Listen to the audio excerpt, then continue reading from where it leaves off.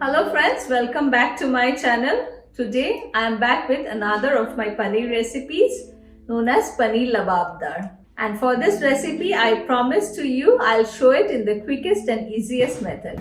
So without any delays, let's look into the ingredient list now. My first ingredient is of course some paneer. Here I have around 300 grams of paneer which I have diced into cubes.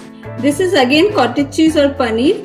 And here I have around 50 grams which I have shredded into thin slices. 1 medium sized onion roughly chopped. Around an inch of ginger roughly chopped again. 6 to 7 cloves of garlic and 2 tomatoes roughly chopped. Around 13 to 14 cashew nuts. 2 teaspoons of coriander leaves finely chopped. 2 tablespoons of butter. 1 teaspoon of cumin seeds. Half teaspoon of red chilli powder. I am using very little amount only because this is very hot chili. Half teaspoon of turmeric powder, 2 teaspoon of coriander powder, half teaspoon of kasuri methi powder or dry fenugreek leaves, 4 cloves, 4 cardamoms and 1 teaspoon of garam masala powder, 1 teaspoon of honey and around 2 tablespoons of thickened cream. So friends, let's start cooking. To my pan I am going to add in around 2 tablespoons of white oil. My pan is hot. To it I'll add in the cumin seeds, cloves and cardamoms. Next I'll add in the onions.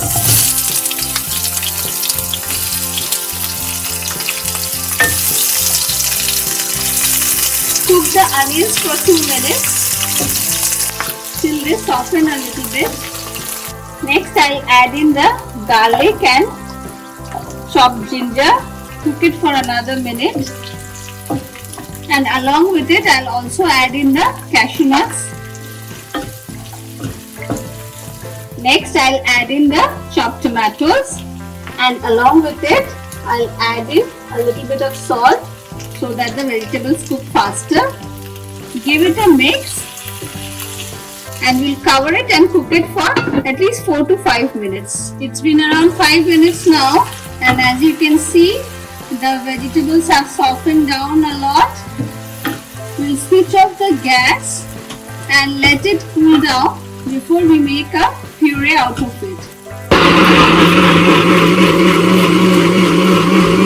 And this is how the paste should look once it's grinded.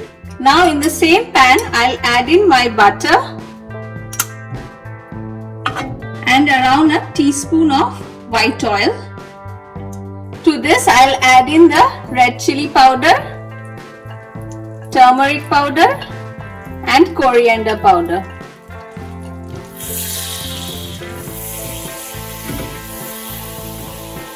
Mix it well and add in the grinded paste. Mix it well with the spices and I'll add in around a cup of water which I have added to my grinding jar itself. And we'll cook this mixture for around 5 minutes till the oil starts separating. Keep on stirring the gravy so that it doesn't stick to the bottom of the pan. My gravy has been cooking for 5 minutes now and as you can see the oil has started floating on top. I'll add in the garam masala powder and the dried fenugreek leaves powder. And I'll also add in another 1/4 cup of water because my gravy looks a bit thick. Mix it well and add in the seasonings. I had added in a little bit of salt while cooking the vegetables, so keep that in mind and adjust the salt accordingly. I'll also add in a teaspoon of honey.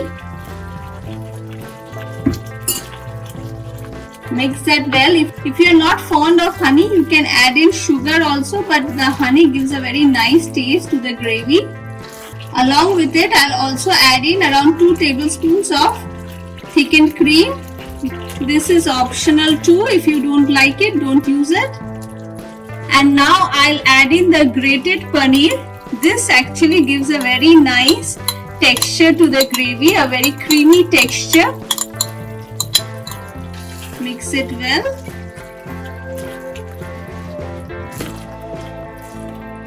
And finally we'll add in the paneer pieces.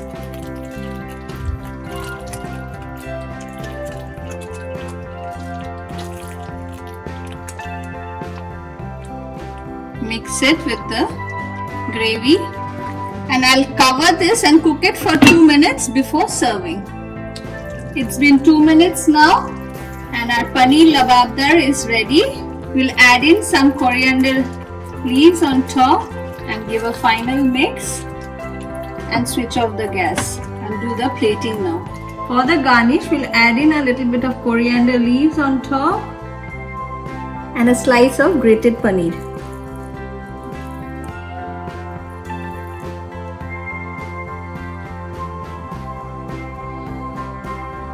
My Paneer Lababdar is ready. It tastes delicious. And for all my paneer loving friends, this is a must try. And on that note, I'm going to end my video here. Don't forget to hit the like and subscribe button. Thank you for watching.